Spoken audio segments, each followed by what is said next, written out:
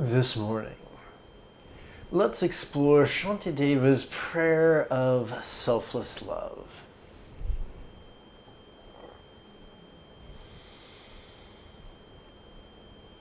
This is Lama Jigme Gyatso of the Buddha Joy Meditation School. Welcome to Meditate Like a Jedi. This is the Lama you were looking for.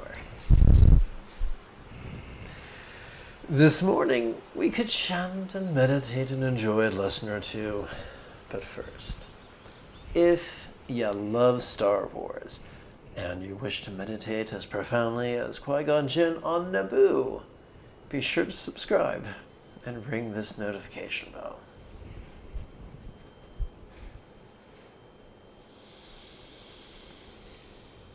Once again, this morning we could explore Shantideva's prayer of selfless love that you too could meditate like a Jedi. If at any point during this morning's live stream you have a question, there is no need to be shy. Simply type your question in great detail in the chat window on the right-hand side of the screen. Now, of course, things are weird if you're watching a replay. There will be no chat window that is active that you can access, but you can type your questions in the comment area below the video.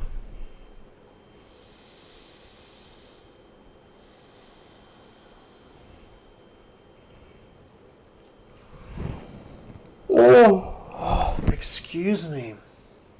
Well, my friends, here in California, it is dark 100. And if you are as drowsy as myself, you may wish to join me in knocking out 2 or 3 repetitions of geriatric step back squat thrusts before an image of a Buddha.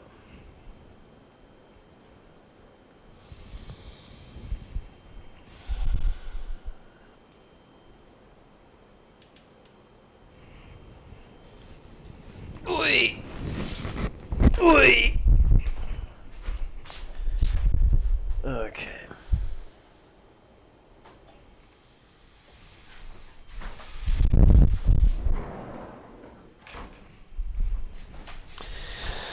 Dun dun dun dun dun dun dun dun dun dun dun dun dun dun dun dun dun dun dun dun. Dun dun dun dun da da da da da.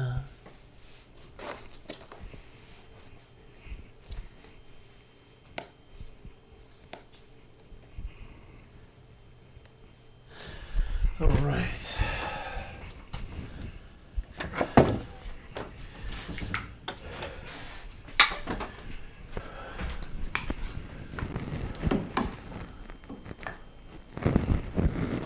Oi!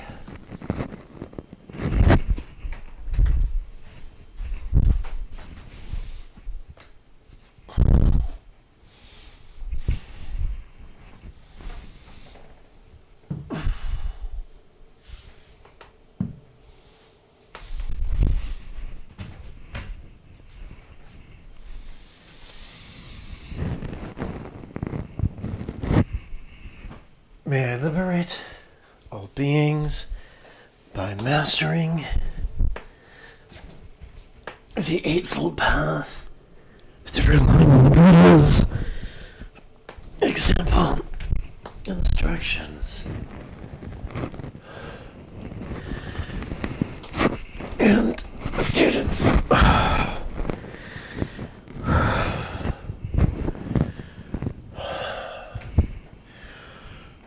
May I liberate all beings by mastering the Eightfold Path through the Buddha's example instructions and students.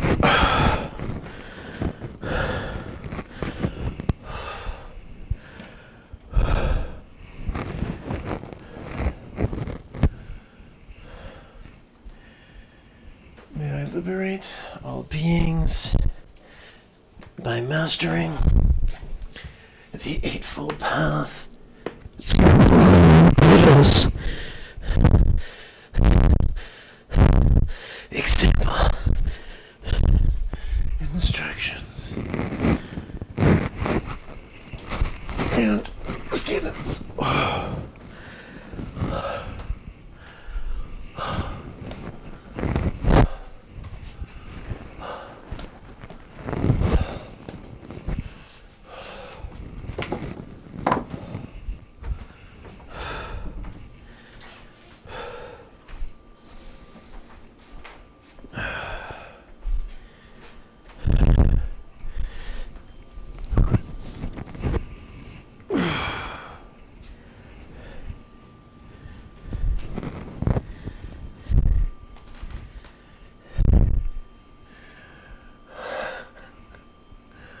Let's see, let's tap button 5.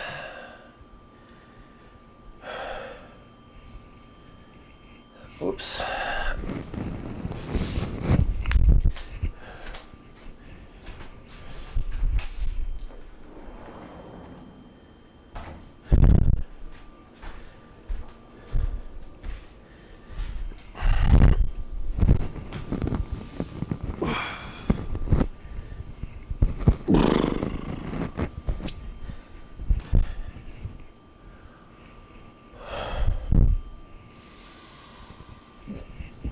Okay, let's get, there we go. Just kind of get situated here. All right. Welcome to the Lama Jigme Dog and Pony Show.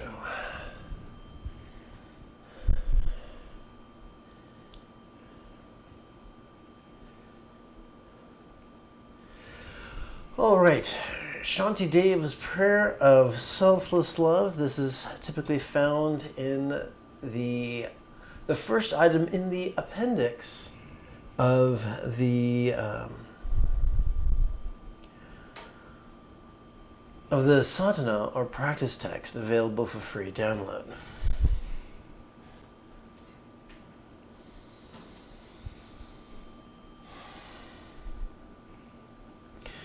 May all beings everywhere, plagued by sufferings of body and mind, receive an ocean of happiness and joy by virtue of my merits.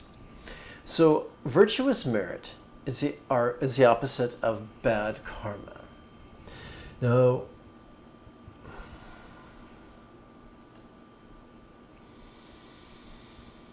it's possible to have a too literal view of this and kind of live our lives forever hating bad karma, forever reaching for good karma, and then we forever stuck in the dichotomy, the fundamental Buddhist duality inferred in the Second Noble Truth. There was a point in my highest yoga tantra training where it felt like this was just a form of witchcraft, and I had no problem with it. I just wish they were more honest with it. So it took me a long, like a cat whose head is stuck in an empty bag of Doritos. It took me a very long time to what's the fancy word they use in football when they're running backwards? If you remember that word, let me know in the chat window. But to back my way out of that bag took a long time. The most fundamental thing is this. If you want to increase your good karma, practice love. If you want to get rid of your bad karma, practice letting go. And everything else will take care of it. That is what some people refer to as the two bodhicittas.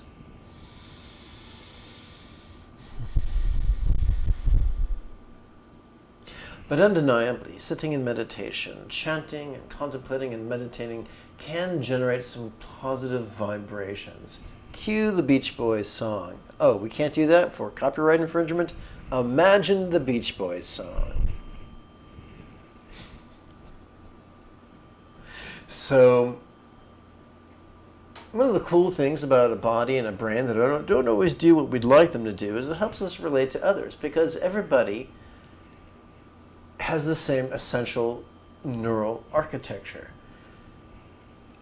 any pain I can experience, physical pain I experience, is not unique. There are other people who experience physical pain. Any mental pain I experience is not unique. There are other people who experience mental pain. Therefore, that's not an excuse to minimize our experience, but to allow our experience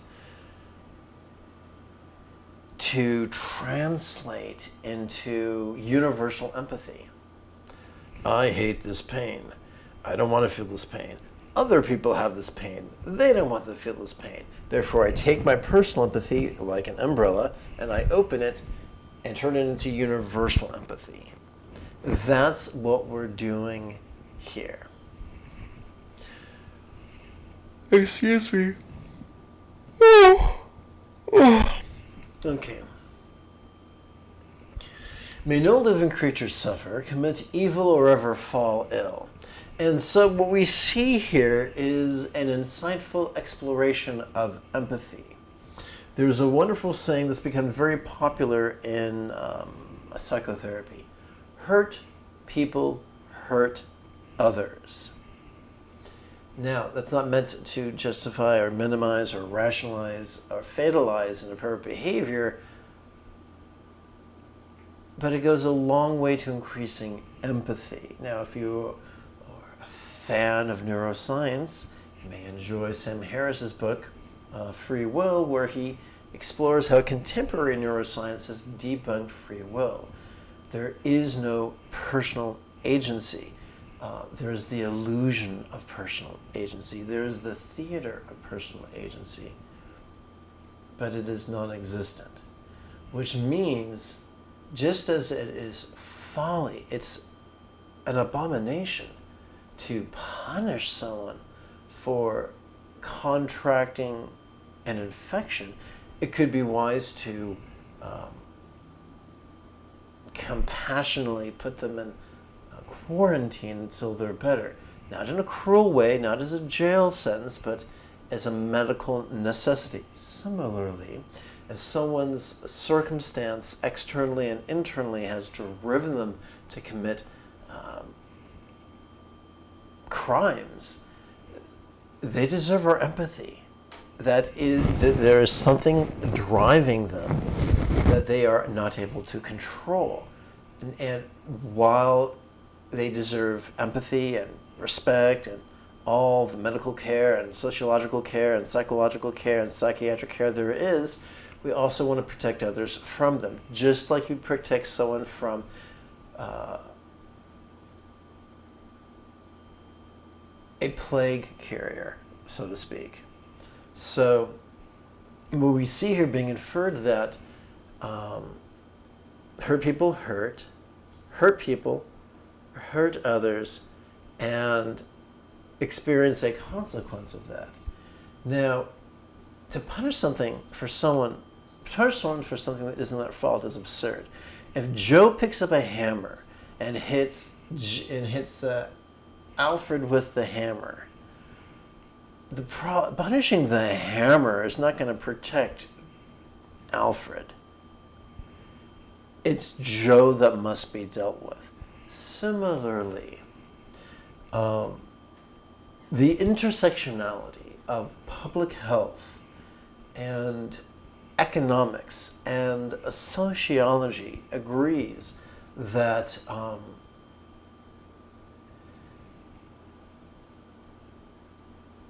human feelings, crime, and cruelty, and deceit, their presence is directly proportional to the amount of real peril they are exposed to.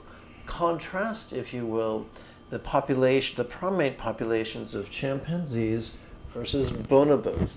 They share a common ancestor.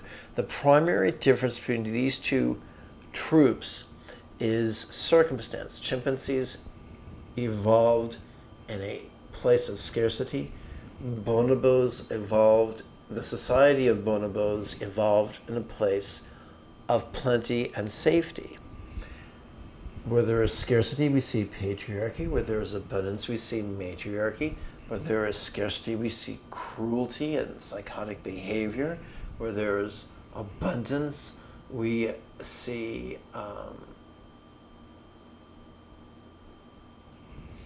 peace and egalitarian behavior, competition versus cooperation. Now, universal abundance might have been a pipe dream 1,000 years ago, but where we are right now, technologically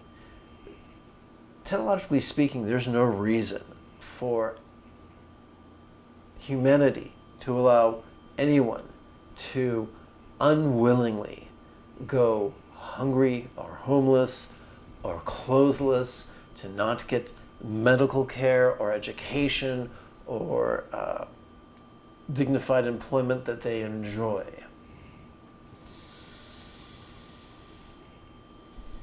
But there is, although there is no lack of technology, there is a lack of political will. We do not live in a meritocracy. We live in a place that is very scattered and where circumstances are more perilous than they are abundant, and that people, like marionettes in an unfortunate play, wind up doing all sorts of things that even they themselves hate. Hence, the great Buddhist saint Shantideva is saying, let's have empathy on people who suffer. Let's have empathy on people who are driven to spread the suffering. And let's have empathy on those exact people as they reap the whirlwind, as they harvest the crops of misfortune that they did not sow. Let's continue. May the blind see forms, the deaf hear sounds, those whose bodies are worn with toil receive rest and be restored. We are called to rejoice in the meeting of all beings' physical needs, without asking, do they deserve it? Without asking, do they need it? They simply ask, what do they need? May those needs be met. A good parent, before taking their child to the hospital after they've broken their arm and are crying pitifully, doesn't ask, well, does my child really deserve this? No. If they're a good parent, they want their child to be in optimal health. May the naked receive clothing, the hungry receive food, may the thirsty receive water and delicious drinks. Not only do we want everyone's needs met, we want them met in the most wonderful way. Once again, the lies of the meritocracy says, okay, we'll meet some people's needs, but we'll make it in the most horrible way because we got to motivate them to work. No, you don't have to motivate someone to work. As every healthy mammal wants to use their interests and their skills to benefit the world around them. That is our basic wiring. If we honestly don't want to do that, that is one of the many symptoms of depression. That is one of the symptoms of a exhausted prefrontal cortex. That is one of the symptoms of systemic inflammation. Once again, don't punish someone for sneezing. Hand them a handkerchief.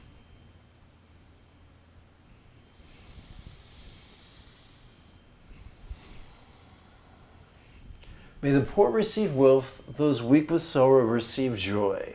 May the hopeless receive hope, constant happiness, and prosperity. There is a myth that if you're truly spiritual, you'll only pray for other people's spiritual needs. But we don't see that. We're taught by the Buddha to correlate our empathy with the 4 bases of mindfulness. That means, yes, we pray for others' wisdom and love, but we also pray for their health and their good fortune, because all those 4 things correlate with the 4 bases of mindfulness of mind, of the physical, of the mental, the interpersonal, the physical, and the circumstantial. May there be timely rains and bountiful harvests. May all the medicines be effective and wholesome prayers bear fruit. So we live in an interdependent world. Climate, weather affects our ability to eat and live. That's a huge thing. This is not Star Trek. This is not Star Trek The Next Generation. This is not Risa, Pleasure Planet, where we can control the weather by punching a code into a console. Weather. Ask anybody who studies chaos theory. Weather is extraordinarily complicated, and it affects us all directly or indirectly. And so we are wishing here that some people feel like if they're true spiritual, they won't need doctors, and if they're truly smart, they won't need spooky Buddhist voodoo shit. But both are being explored here. You know, may science and the fruit of science be highly effective. And may the spiritual path be as effective and helpful as well. So we really see a transcendence of duality here. May all who are sick and ill quickly be freed from their ailments. Whatever diseases there are in the world, may they never occur again. Clearly, this prayer was crafted before the understanding of germ theory and immunology, where we recognize that if the same disease comes back, we can use vaccines. If it's a new variant, we don't have the vaccines. That was not really understood when this prayer was crafted. But the idea is we don't want anyone to suffer ever. And you might say, well, yeah. No, I kid you not. There are people who think themselves spiritual, who will wish misfortune on others so that they will be hyper-suggestible enough to buy their bullshit and find new religion. Honestly, there are people like that.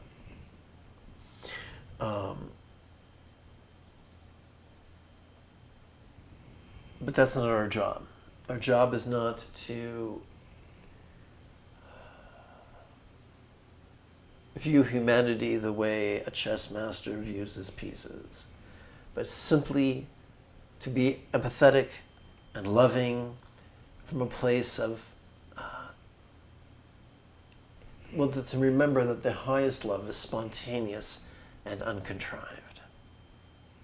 And that there's nothing remotely loving about wishing others well. I remember one time when I was in a fundamentalist religious organization, we were gathered at the hospital because a member's daughter was dying of cancer. And the leaders proclaimed, we're going to pray that she dies quickly. And short little Jew over here just got in the leaders' faces, and I'm going to get in their faces. I got in their chest because I'm short. And I said, no, there is nothing loving about praying for a little girl to die. You pray that she be comfortable and she be healed. You know, if you believe in your imaginary friend in the sky who is all-knowing and all-powerful and all-loving, who can raise the dead, then healing a little girl ravaged by cancer should be no big deal. But to pray that she dies, that's great, but then you can't pretend to love an invisible man in the sky who hears your prayers and who is all-loving and all-powerful. Needless to say, I'm one of the few people to get kicked out of a cult. This is going back more than 30 years, a very long time ago. But still a short Jew. My people may be wimpy, but we can be crotchety. Let's move on. May the frightened cease to be afraid, and those bound be freed. May the powerless receive power, and the people long to benefit each other. So this is really cool. it's you know, whatever someone's at, may they be free from that. And here's a big thing: may people long to benefit each other. This weighs so heavy in my heart. If we are to, there is great archaeological and anthropological evidence that our Paleolithic ancestors purported themselves with were more egalitarian than us.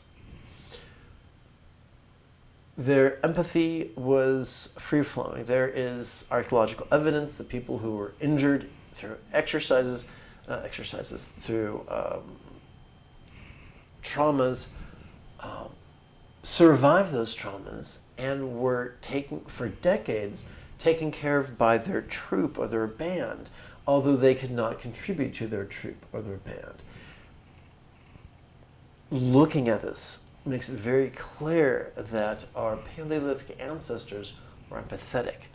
They didn't say, who deserves my help? They just said, who needs my help? Big difference. There are many of us who feel who that for our race to not only survive, but to thrive, we need to transition from fear thinking to love thinking, from competition thinking to cooperation thinking. This isn't communism. This goes beyond communism. Communism didn't work for many reasons. One, it was attacked from the outside by America. Two, it was attacked on the inside by patriarchal thinking, coercion, and the like. You cannot frighten someone into love. You cannot reward someone's greed and cruelty and expect them to act with wisdom and compassion. What we saw in Russia was something that even Karl Marx would not have recognized. Or if he did, it would have been out of his fevered nightmares. This is talking about humanity restructuring itself to being post-scarcity, empathetic, people using their talents enthusiastically to benefit others.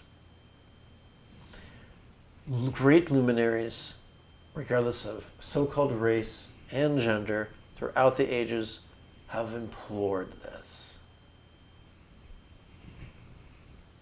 I remember the country song, "He ain't heavy, he's my brother."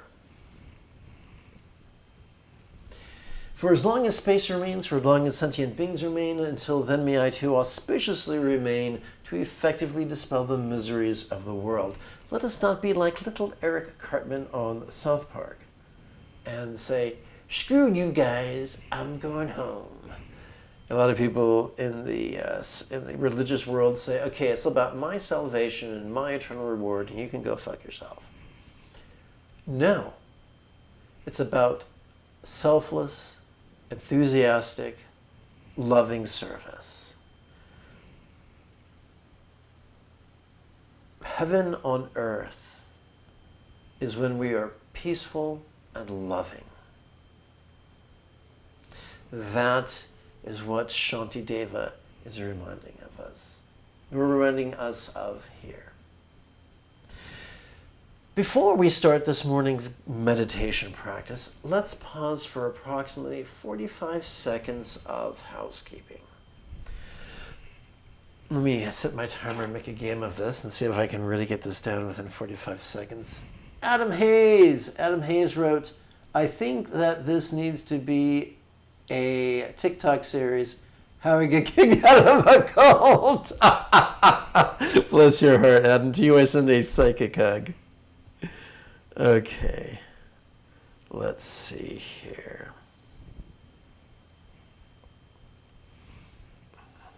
Here we go.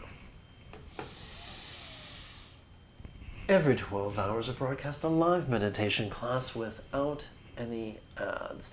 This channel is supported by the generosity of viewers just like you. With your help, this channel could support the next generation of nuns, monks, yogis, lamas, and even brick-and-mortar meditation centers, each replete with a resident teacher and their apprentice. if this speaks to you and you'd like to help out, even for as little as the cost of 1 cup of coffee a month. No problem. Just poke around the description area below the video. You'll find links. One for Patreon, one for PayPal. You'll find YouTube buttons. One to join, one for Super Chat. Click any one of those that speak to you and that would be great. Okay, 52 seconds. Fine. Call me Pisher for 7 seconds. Humprumph.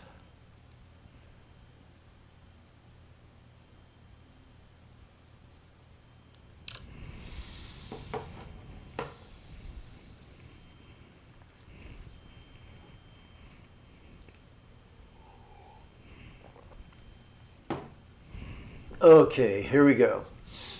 Let's chant. Let me check the time. Ooh, the time's getting away from me. Let me go straight to this morning's practice text.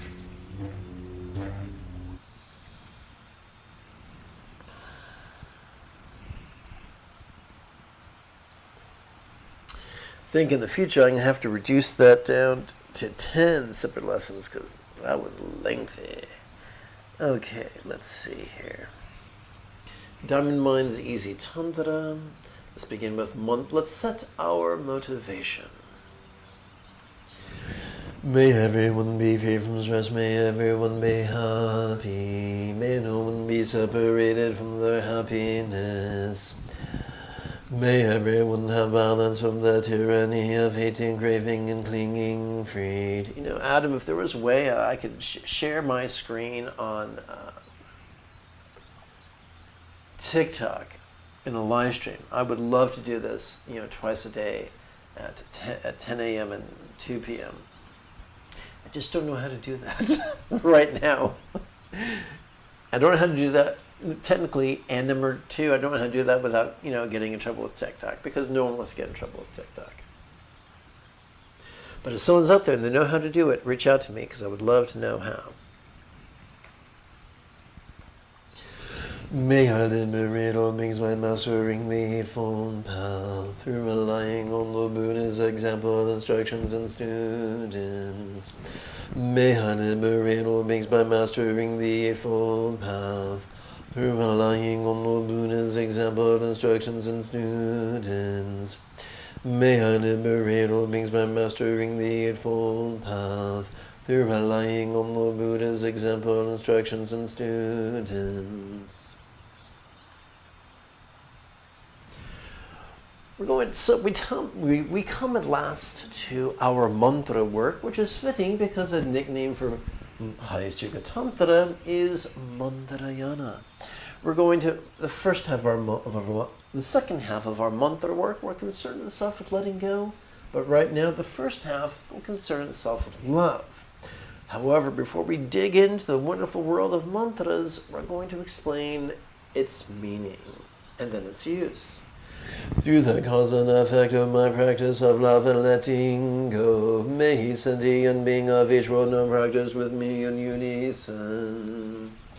I invoke the Benza diamond like strength of Asato, mind well trained in love and letting go, supplicating with whom may love and letting go be mastered by all. And now we're going to explore our intention and the sensations and how we're going to explore our intention and how it could correlate with our physical sensations during the upcoming practice. As we chant the mantra, it could feel as if diamond rays were emitting from a thumbnail size horizontal exertable mantra rosary at our heart, lavishing all minds, communication, bodies, and circumstances with wisdom, love, health, and good fortune, centered and spontaneous. And at long last, we're ready to practice. We're going to play with 4 intentions. These are not affirmations. We're not trying to believe anything. We're not trying to actively visualize anything. All we're going to do is silently and mentally recite the following intention in our inhalation prior to our chanting.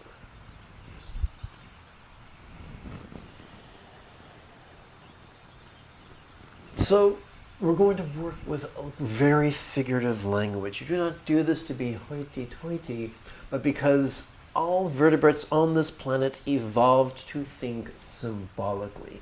Therefore, ask Dr. Milton Erickson. He'll tell you, figurative language can be deeply transformative.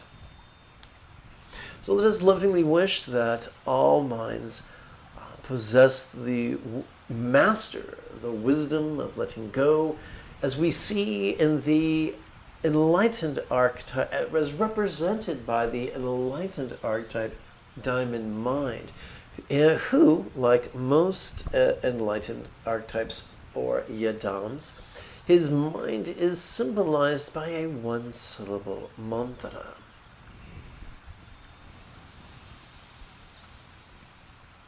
Omenza sato hung, omenza soto hung, omenza sato hung, omenza sato hung. Okay, so what I'm going to do real quick, let's see, this is page 16. Okay, Control Home, File, come on, Save As, here we go. Today is Tuesday.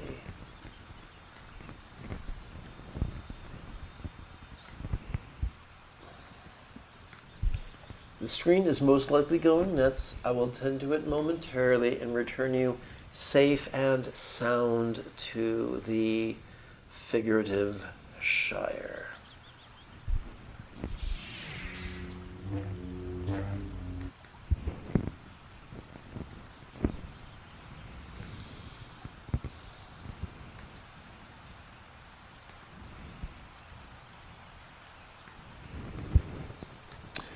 Do do do do do do do do do do do do.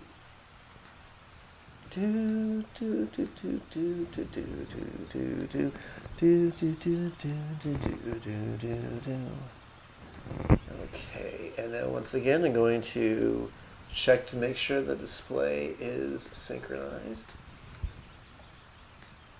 Yay, it is.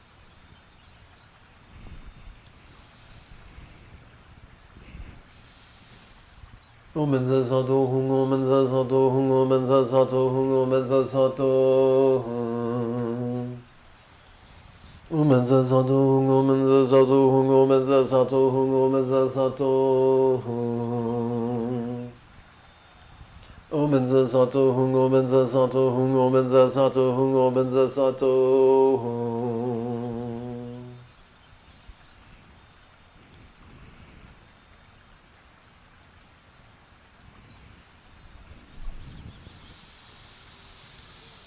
Let us lovingly wish that all communication, verbal and nonverbal, and its interpersonal consequences be as loving as that of an archetypical Buddha,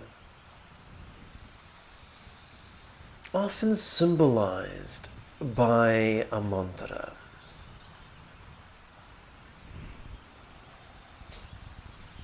Omenza sato hung, omenza sato hung, omenza sato hung, omenza sato hung.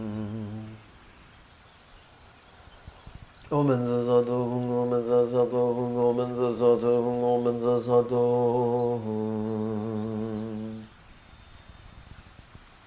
Omenza sato hung, omenza sato hung, omenza sato hung, omenza sato hung. Omenza sato hung, omenza sato hung, omenza sato hung, omenza sato hung.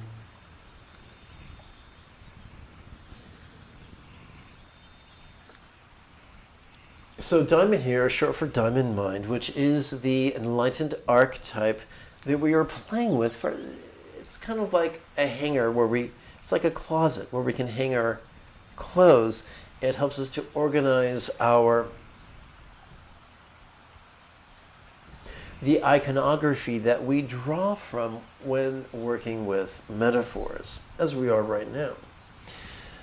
A Buddha's love of letting go is not pie in the sky. We are all wired to let go with every exhalation.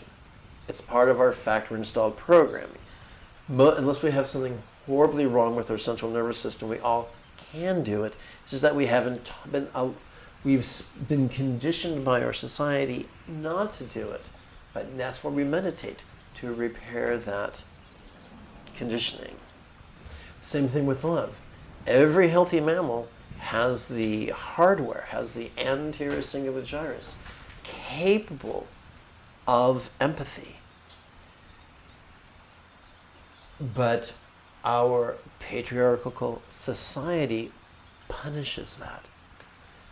We meditate on this to train ourselves to undo the damage of diabolical conditioning.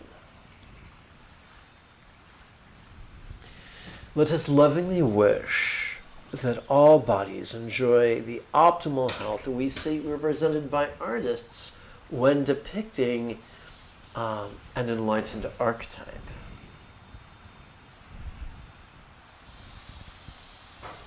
I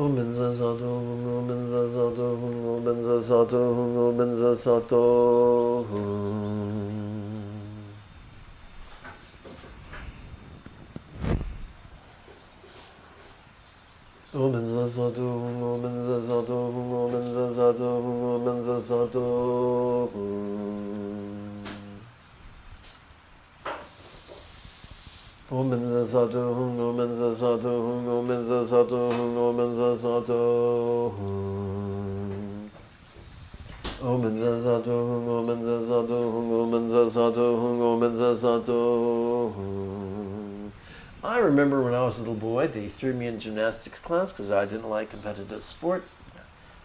When it was time for t-ball, I just sat on my ass and played with the plants. So they threw me in gymnastics class, but it was patriarchally organized. They would give us cryptic instructions, and the natural-born athletes could do it, and us who were schlubs couldn't. And so we were just, told to sit on our ass on the bench. In a matriarchal structure, they would have said, okay, who can do it, who can't do it? Okay, those who can't do it, we're going to baby step you through the process so that within 6 weeks or 16 weeks, you will have made progress and evolved, and this will be pleasurable for you, not merely an indictment against your self-esteem. Let's continue. So I've said all that to say this. All of us are capable, to a certain degree, of improving our health, grossly or subtly. We just need the right help to do it.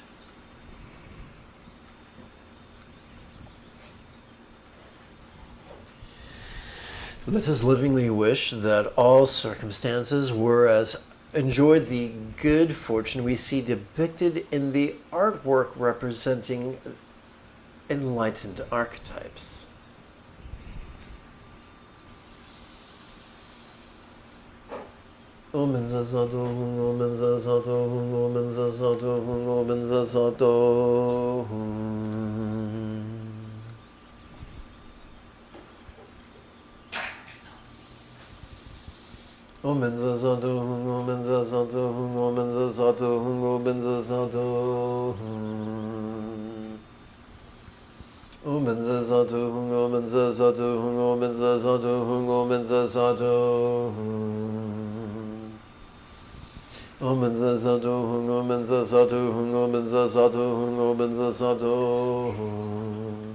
Just as the faculty of hearing is sometimes sharpened in those denied vision, literal vision, so likewise, sometimes the minds found in brains, found in bodies that are tragically disabled, become very, very sharp indeed. And even a ruthless society could see the profit in nurturing the differently abled, for everybody has something to contribute. And even if someone is not an intellectual giant, just as people benefit from the presence of dogs and cats, who clearly cannot conjugate Spanish verbs, similarly, people can benefit from not euthanizing differently abled children and family members and neighbors. Society works better when it is fueled on empathy. As promised, the second half of our mantra work pertains to letting go.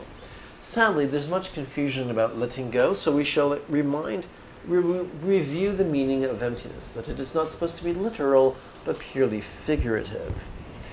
May I let go of all circumstances, bodies, communication, and minds, as if they were as non-graspable as a vast empty void, like the illusion of the infinite azure sky on a bright and beautiful cloudless morn, which, although tantalizing to the eye, could be non-graspable to the hand.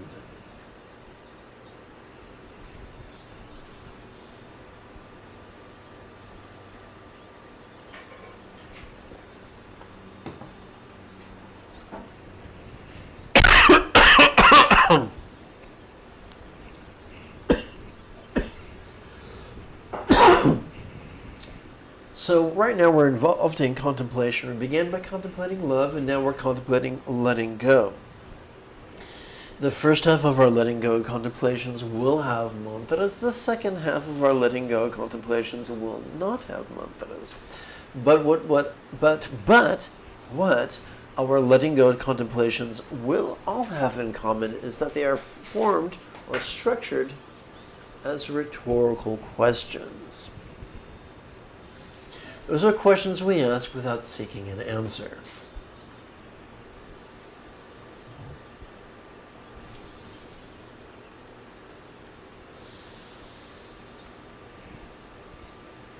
Why is it that as we inhale, we can visually perceive our circumstances, and yet, as we physically relax into our exhalation, those exact same circumstances, whether they are safe or dangerous or affluent or full of affluence or scarcity, they can all begin to feel as if they were as non-graspable as an imagined paradise comprised only of light.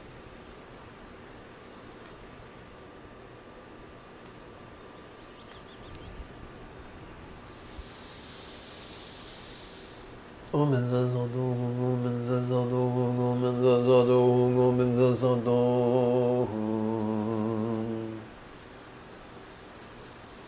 Om Zazado, Om Zazado, Om Zazado, Om Zazado. Om Zazado, Om Zazado, Om Zazado, Om Zazado.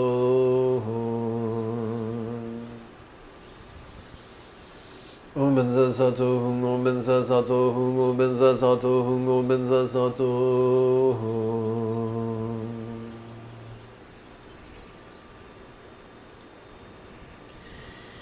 Why is it that as we inhale, we can sensually perceive our bodies, and yet, as we physically relax into our exhalation, these exact same forms, whether they are beautiful or ugly or healthy or sick, could begin to feel as if they were as non-graspable as an imaginary archetype's body comprised only of light.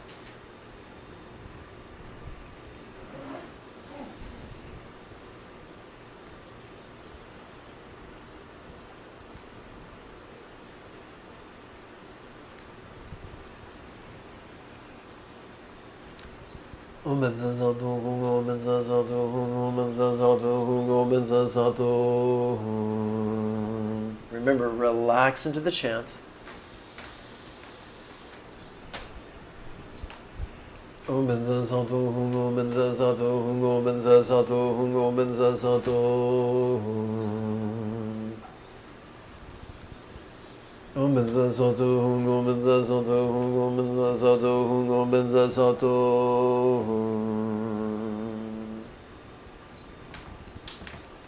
Om benza sato hung, om benza sato hung, om benza sato hung, om benza sato hung.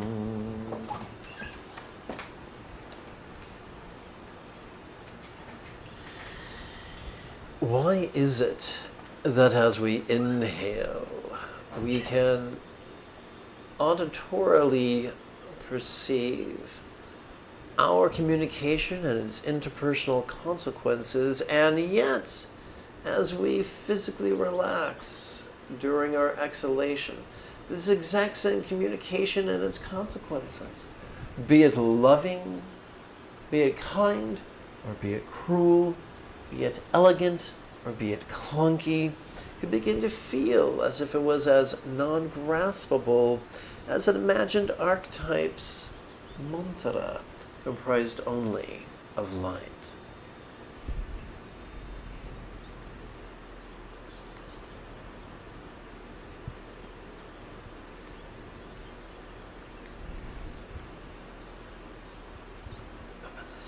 Om benza sato hung, om benza sato hung, om benza sato hung, om benza sato hung. Om benza sato hung, om benza sato hung, om benza sato hung, om benza sato hung.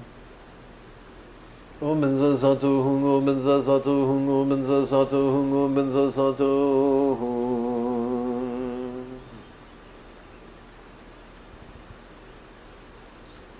Om benza sato hung, om benza sato hung, om benza sato hung, om benza sato hung.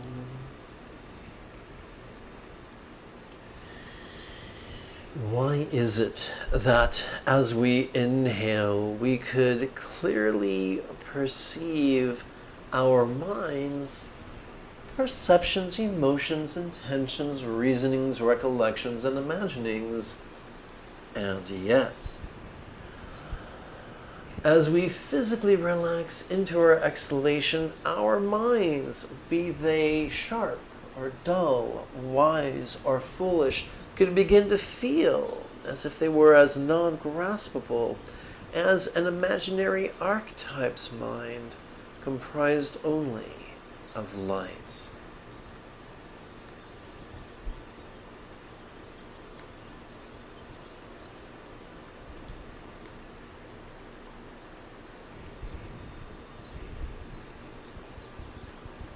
Om benza sato hung, om benza sato hung, om benza sato hung, om benza sato hung. Om benza sato hung, om benza sato hung, om benza sato hung, om benza sato hung. Om benza sato hung, om benza sato hung, om benza sato hung, om benza sato hung. Om benza sato hung, om benza sato hung, om benza sato hung, om benza sato hung.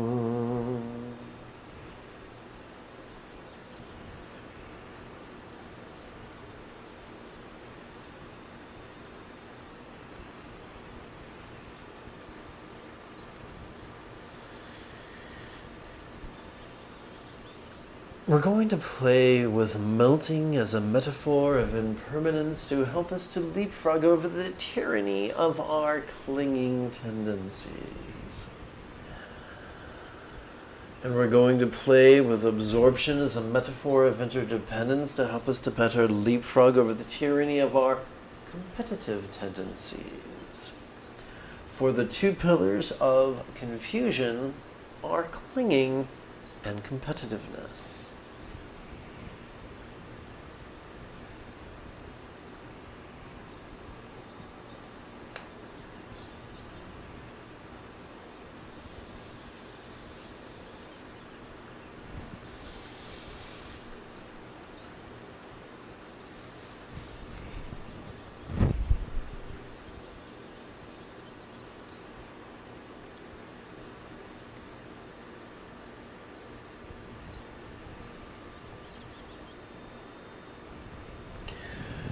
How could all bodies blissfully imagine a rainbow light that absorbs into this speech?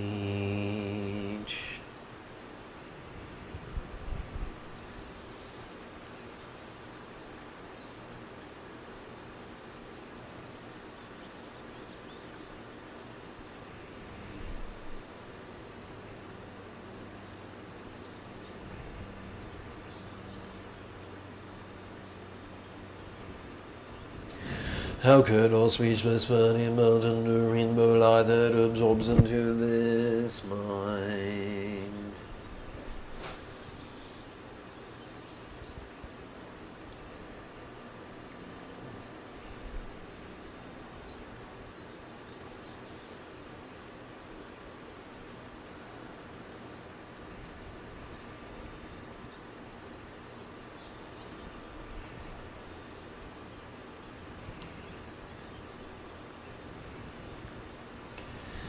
How could all minds blissfully melt into a rainbow light that absorbs into infinite emptiness?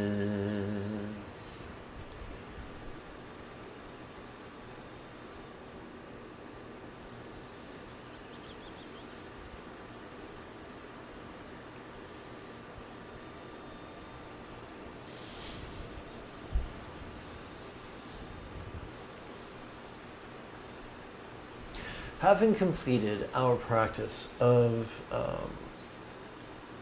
enthusiasm, which is the sixth fold of the Eightfold Path, as well as contemplations of letting go and love, the second and first folds of the first and second folds of the Eightfold Path, we turn our attention now to the seventh and eighth folds of the Eightfold Path, where we will transcend the duality of, where we will slice through the duality of dread and desire. They will still be there, but they will no longer control us. We will slice through their puppet strings, if you will.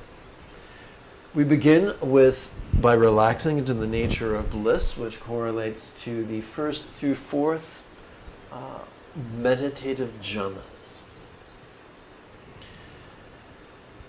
What if practicing mindfulness was as easy as silently and mentally reciting feeling this during each inhalation? And what if meditating was as easy as silently and mentally reciting relaxing during each exhalation? But how could that be? Every time we inhale, we automatically access our sympathetic nervous system that supports the sensory acuity, allowing us to perceive sensations, flavors, scents, sounds, sights, and the like, as well as perceive emotions, intentions, thoughts, memories, and imaginings.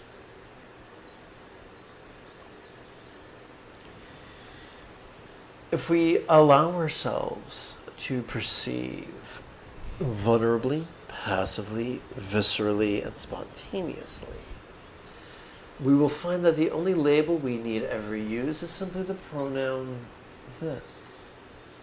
But what are we to do with all that which we notice? During each exhalation, we are wired to physically relax as well as mentally release. During this morning's meditations, what are some of the things we could find ourselves releasing? We could find ourselves releasing our habitual resistance to the presence of that which we hate. We could find ourselves releasing our habitual resistance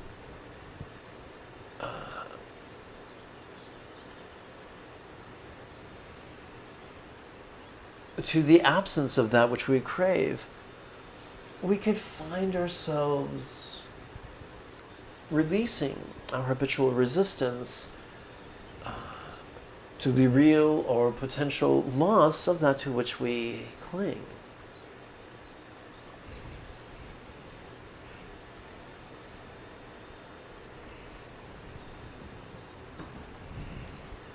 Let's meditate.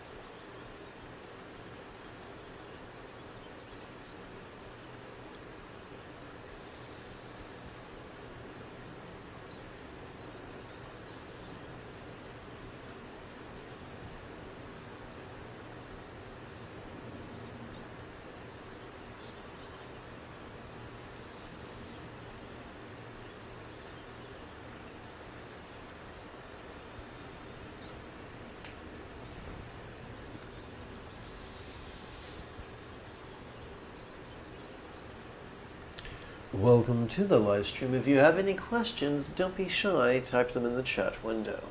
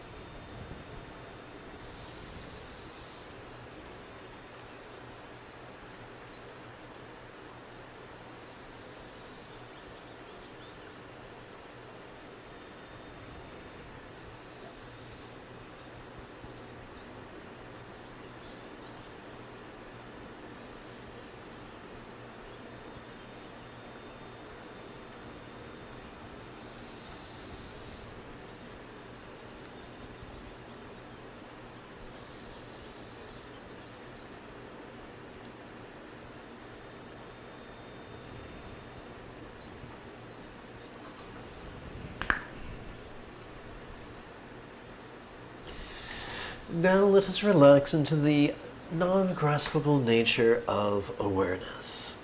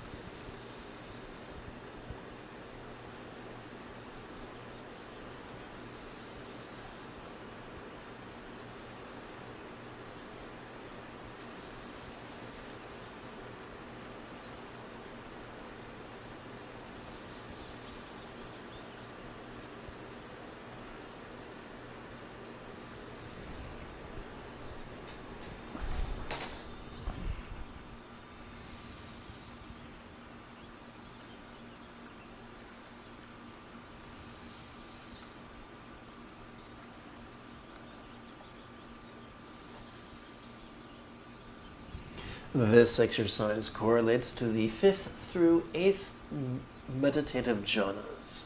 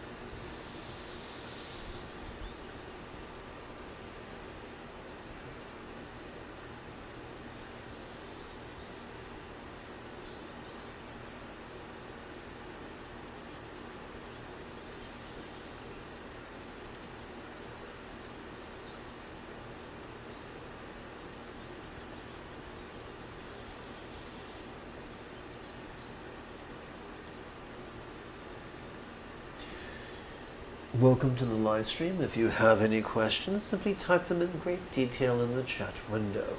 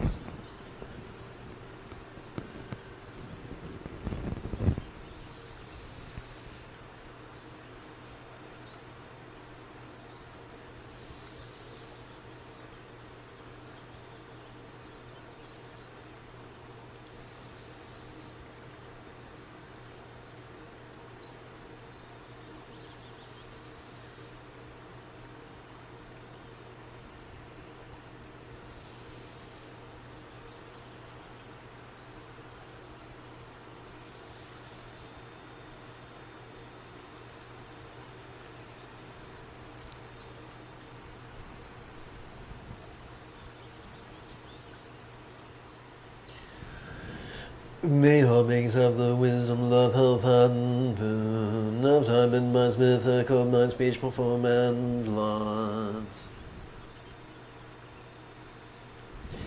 May all beings like time in mind, master being flexible, loving, laid back, egalitarian, cooperative, and kind. May all beings practice of kind communication, conduct, and calmness, spontaneous and uncontrived. May all beings like time in mind master the Eightfold Path as well as liberate others. May each being take auspicious straight path, master the Buddhist path, and then help all others do likewise.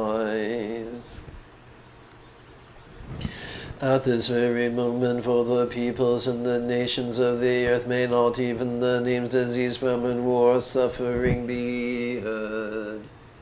Rather may their kind conduct merit wealth and prosperity increase, and may supreme good fortune and well-being always arise for them. Beginning with Kuntu Sangpo, Great Dorje Chang'an to my own kindness Lama. Whatever aspirations they have made to benefit beings, may I accomplish them all.